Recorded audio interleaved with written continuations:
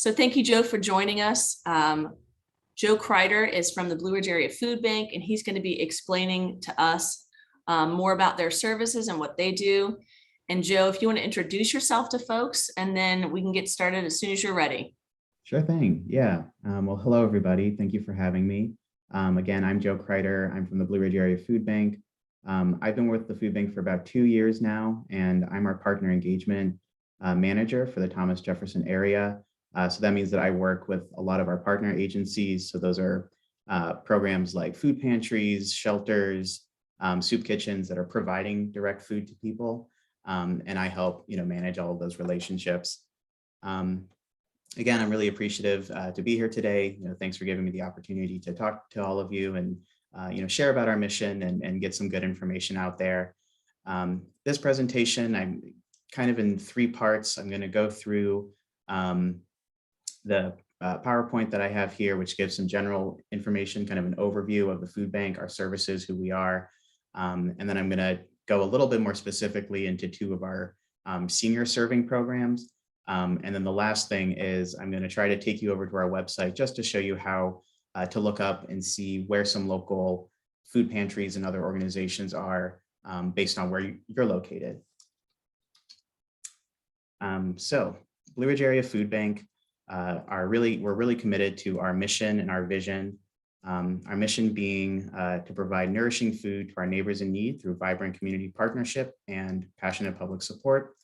And the vision is that everyone has enough to eat. So how do we do that? How do we try to achieve kind of those 2 things or everything that's encompassed in there? So a food bank, for folks who don't know, basically our role is to receive, warehouse a bunch of food. We get it from several different sources: purchased, food, donated, and then USDA donations. And we basically warehouse everything, make sure that it's being held safely, and then we get it out through our network, which again is all those partner agencies that I was talking about before, and our own direct programs where we're directly providing services to folks. And then so that's how the food gets to those who need it through both of those channels. Where do we work? So the Blue Ridge Area Food Bank covers a 25 county service area, kind of spans a large part of central and western Virginia, kind of on both sides of the spine of the Blue Ridge Mountains here. We were founded back in 1981. So this year we're actually celebrating our 40th anniversary. And we were founded in Stanton, Virginia. Our current kind of warehouse and headquarters for the Shenandoah Valley branch is now in Verona. And so a lot of the food goes to Verona and then will come out to our other 3 branch locations. And so over time, the food bank expanded to incorporate branches up in Winchester. And so this is the Lord Fairfax area, down here in Lynchburg, so the Lynchburg area, and then over here in Charlottesville, the Thomas Jefferson area. So this is where I focus most of my attention in these 7 counties and the city of Charlottesville. And we have around 40 partners in this area. That's 40 established partner agencies. And then I work with quite a few other groups and organizations kind of on a more informal basis, but they're still partners and friends of the food bank. So this kind of gives a visual depiction of what I was saying earlier about how we work. I always feel like it's kind of helpful to have information presented in a few different ways. So the first thing that we kind of do is we secure donations. That's both monetary donations and then actual donations of food or other products that folks would like to see distributed out to folks who could use them. We then move that food. Either we'll go and pick up donations or we get it brought to us, and then we get it out to those other branch locations where the food is stored safely. We make sure that it's temperature controlled, pest controlled. Everything is staying elevated away from walls. Really fitting in with the best food safety guidelines that we have available. And then we distribute them out through those kind of 2 main channels that I mentioned before: the partner food pantries, soup kitchens, and shelters, and then through our direct programs. So that includes things like the mobile food pantry, where we take a big truck of food out into kind of a central location in a more rural part of our service area, and folks will come in from the surrounding area to receive food at the mobile food pantry. We also have neighborhood produce markets, which is a similar program, goes directly into neighborhoods, more in kind of the cities in our service area, and is providing primarily fresh produce, which is always a big draw for folks. And then we have a number of other programs, some of the senior programs that I'll talk about, kids programs like the weekend backpack program, and then partnerships with schools where we have in-school food pantries, kind of a new thing that we're piloting, as well as we work with healthcare organizations on programs such as the food pharmacy, which is kind of an in-clinic food pantry. So we work with UVA, the Kidney Center here at UVA, in Charlottesville and out in Orange and Zion Crossroads, and provide food through those channels as well. But so another kind of interesting aspect of this work is to think, obviously we work in this very hyper local context of kind of our part of Virginia. I'm very focused in the Thomas Jefferson area, but how does this all fit in kind of more broadly into kind of the national conversation and work against hunger?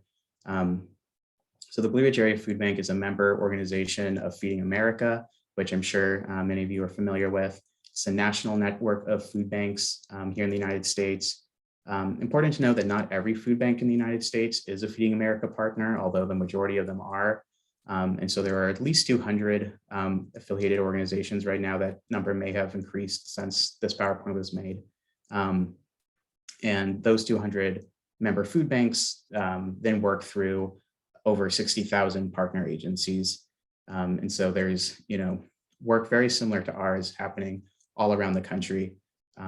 And, it's a great thing because, we can learn kind of from the experiences of other food banks, what they've tried and kind of adapt things to our area, new things that come out of Blue Ridge can, kind of be shared out through folks. So we all kind of strengthen each other by working together and being affiliated in the Feeding America network.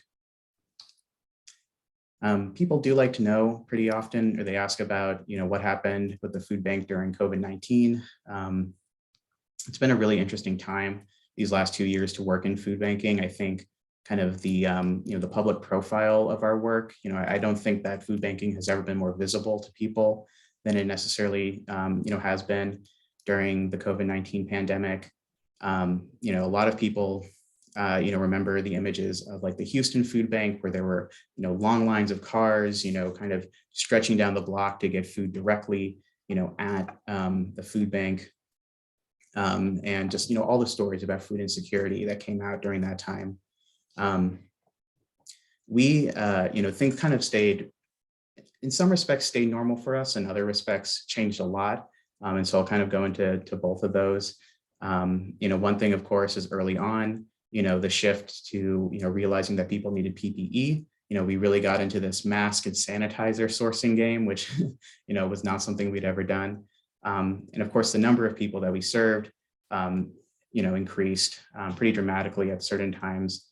Back in May of 2020, we were serving over 145,000 people that just in that month alone, which was, kind of the most people I think that we had served in a 1 month period, at least since the recession, after 2008. And now we're still seeing some elevated need. We're still serving 118,000 people. 118,000 people every month, which is, a lot of people. And we have distributed more than, 28 million pounds of food over the last 2 years during the pandemic. Another one of those, kind of big changes that, I mentioned was basically in, where are we getting our food? How are we getting the food that we're distributing out to folks? Something that happened, especially, in the early months of the pandemic, and has continued through now is large drop off in terms of the retail and manufacturer donations that we, have come to rely on over the years. And so that really meant that we had to kind of shift our food sourcing strategy to purchase a lot more food. We've, been purchasing about double the amount of food, than we had before the pandemic. And we've also been receiving, a lot of food through the USDA, much, larger kind of chunk of the food that we're distributing comes directly from USDA now. And with the purchased food, we were able to,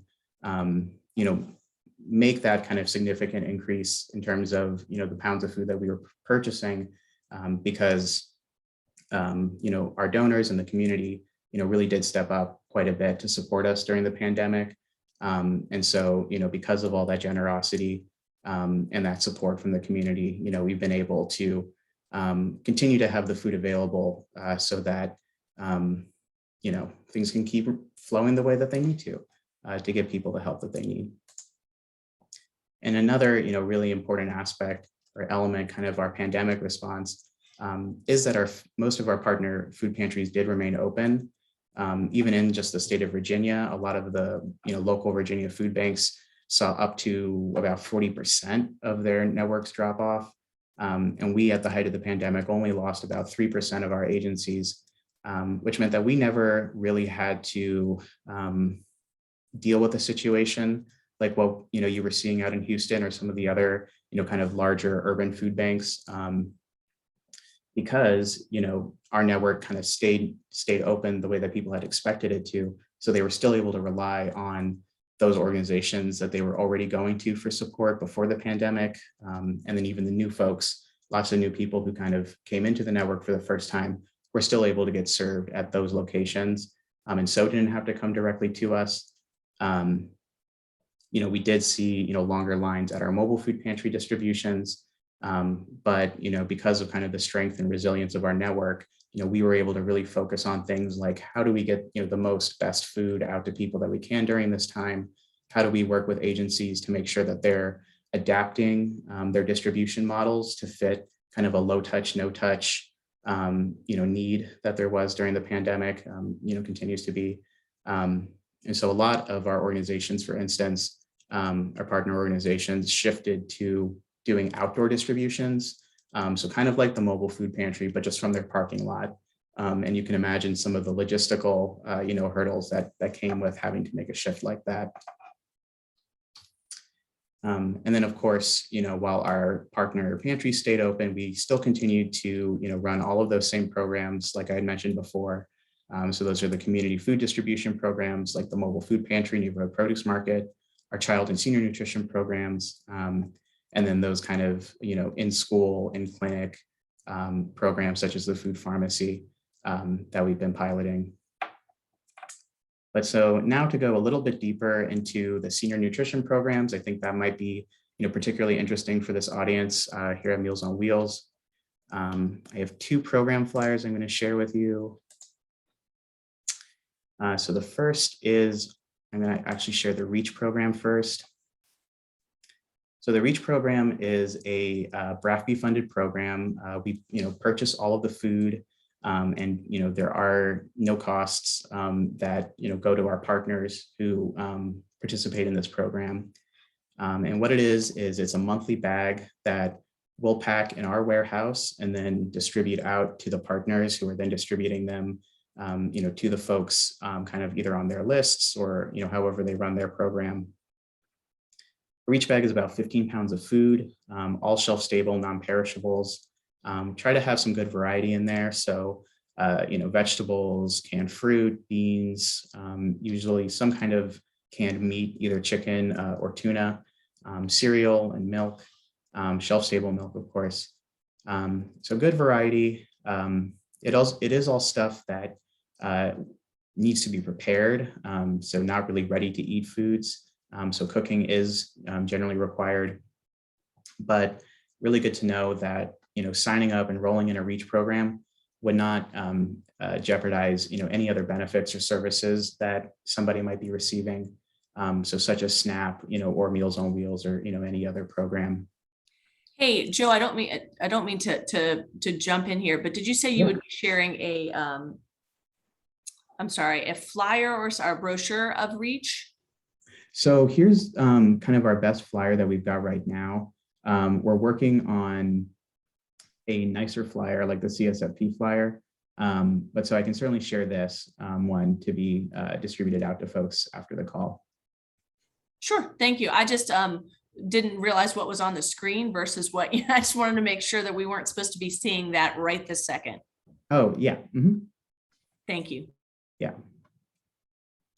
And so who's eligible for the program? So, it's mostly designed with seniors in mind, but really, anybody who's homebound due to disability and can't go and access, food or food assistance at another pantry would be eligible for the program. And, all of the sites that we work with, do kind of have autonomy to, set their own kind of procedures around how do people learn about the program, how do they get enrolled, and what those requirements might be. So it's always good to kind of touch base, with a site if you're interested, in potentially receiving food from that site. But so to enroll in the program, if you were somebody who thought that this would be a great bag of food for yourself, you'd want to figure out, who some of your local site coordinators are for the REACH program, and get in touch with one of them to see if you could get on their list. And, to find out kind of, who some of those programs might be. You can, of course, reach out to us, the Blue Ridge Area Food Bank, and we'll let you know who is operating the program in your area. And then if you're interested in starting a new REACH program, you would also want to reach out to us at the Blue Ridge Area Food Bank at this phone number. And that's for Melissa Wender, who's our manager of senior nutrition programs. And then the other program flyer that I wanted to share with you is for the CSFP program. This is a very similar program to the REACH program, but it's a federal program. It's through the USDA, and it's kind of designed as a supplemental food box for seniors, and again, doesn't interfere with anybody's ability to receive other programs or benefits. The contents of the box, very similar, likes to, give kind of a good variety of, different vegetables, protein options, fruit, etc. Milk. Hey, Joe, we're not seeing the brochure. Oh.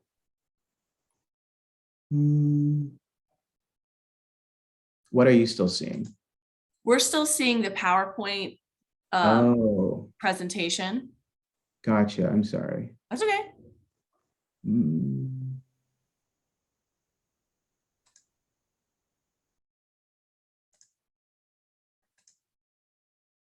There you go. So now you're seeing both the flyers. Gotcha. Okay. So yeah, again, this is the REACH flyer, which I'll send out afterwards. And this is CSFP.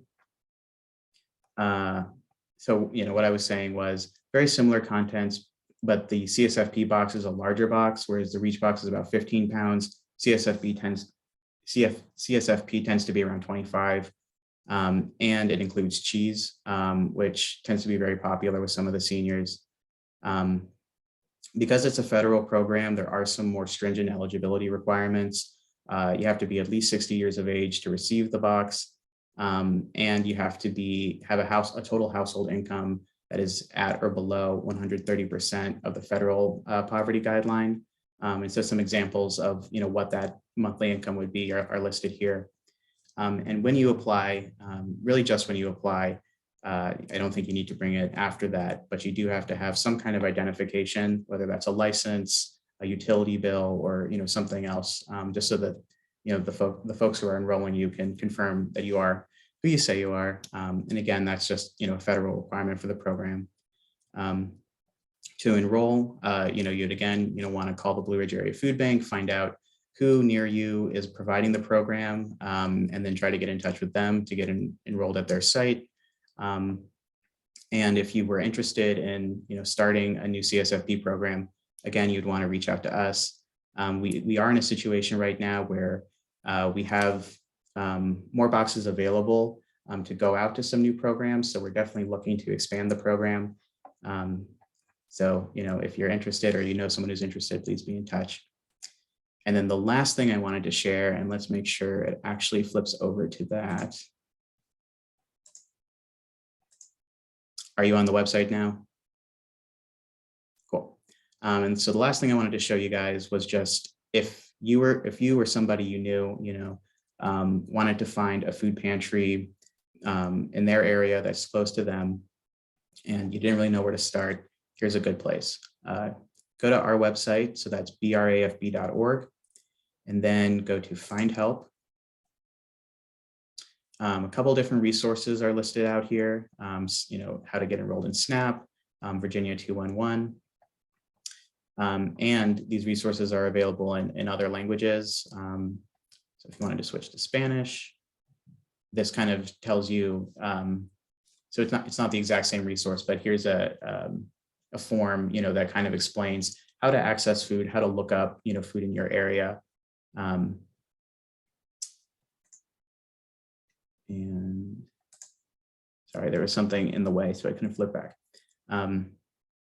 But so to actually find, to look up pantries, you go to the food finder, and then you would just plug in your zip code or an address, or even just a town or city that you were looking for. And it'll kind of zoom you into that area, show you some resources nearby, and then you can scroll down, and it actually lists out all the pantries that are near you, with the times that they're open, their physical address, and often if there's a phone number available, you can go to like more information, and it has the phone number, their website, and some other information available. I always recommend, if you're going to go to a pantry for the first time, if there is a phone number listed, to just call ahead so that they can kind of tell you about their procedures, confirm when they're open, all that good stuff. But we do, of course, try to keep this updated, so the information on there should be correct. But that's the food finder, and that's all I've really got for you guys. So if there are any questions at this point, I'm happy to take them. I have a question about the CSFP meals, Yeah. the boxes. I probably missed this, but can you tell me how often do people have to come physically to the food pantries to pick those up? Generally, yeah. But I think if somebody wanted to do a delivery CSFP program, they could do that as well. Most of our current partners, they do distribute them from the site, but there's no limitation on doing deliveries. Gotcha. And how often can people apply for those, or is it just like a one-time, like per year, or how does that work? So you only apply once. The first time, when you want to get a box, you'll talk to the coordinator, and they'll give you an application where you'll fill out all your information, or you can do it on Link to Feed, which is the program that we use for data collection, basically. And they'll take in all of your information, confirm your eligibility, and then if you're eligible, you'll be able to come and pick up that box the following month. And every month after that, every year, you have to recertify, but all that really includes is confirming that your income information has stayed the same, all of your contact information is the same, and then you're good to go for the next year, and you can kind of keep doing that until, there's no longer a need for the program. Sure. And I'm sorry, you said once a month, those boxes? The boxes are once a month, yes. Gotcha. Because I feel like that's probably the program that's most relevant to our folks. Mm-hmm.